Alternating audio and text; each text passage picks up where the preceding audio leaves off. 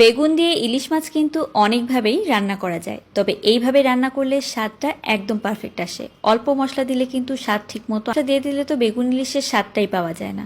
তো আজকে আপনাদেরকে একটা পারফেক্ট রেসিপিতে বেগুন ইলিশ রান্না করে দেখাচ্ছি, আশা করি আজকে অনেক ভালো লাগবে। তো প্রথমে এখানে আমি সরিষার তেল নিয়ে নিয়েছি 1/4 কাপ পরিমাণে, তার মধ্যে দিয়ে দিলাম সামান্য একটু হলুদ, একটু লবণ।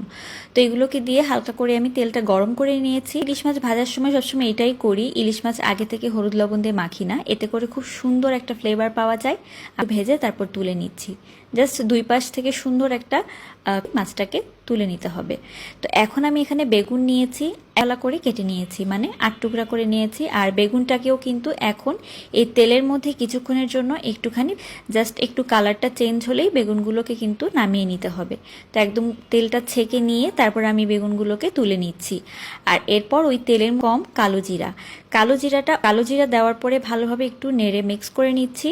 আর এরপর এই যে মিশ্রণটা, এটা হচ্ছে 1 চা চামচ পরিমাণে শুকনো মরিচের গুঁড়া, 1 চা চামচ পরিমাণে হলুদের গুঁড়া, আর তার সাথে দিয়ে দিয়েছি আমি সারটা দেওয়ার পরে আমি দিয়ে দিয়েছি কাঁচামরিচ ফালি।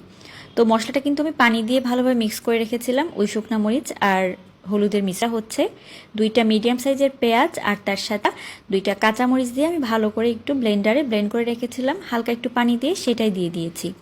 তো এই মশলাটাকে এখন ভালোভাবে কিন্তু আমি আদা, রসুন, জিরা, ধনিয়া কোনো কিছুই ব্যবহার করিনি, দিচ্ছি যতটুকু ঝোল দরকার আমি পানিটা কিন্তু দিয়ে দিয়েছি। তো এক পর্যন্ত অপেক্ষা করতে হবে।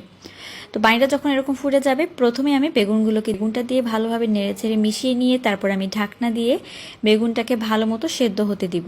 বেগুনটা যখনই 70 থেকে 80 ভাগের মধ্যে, তারপর আমি এখানে ইলিশ মাছগুলো দিয়ে দিব।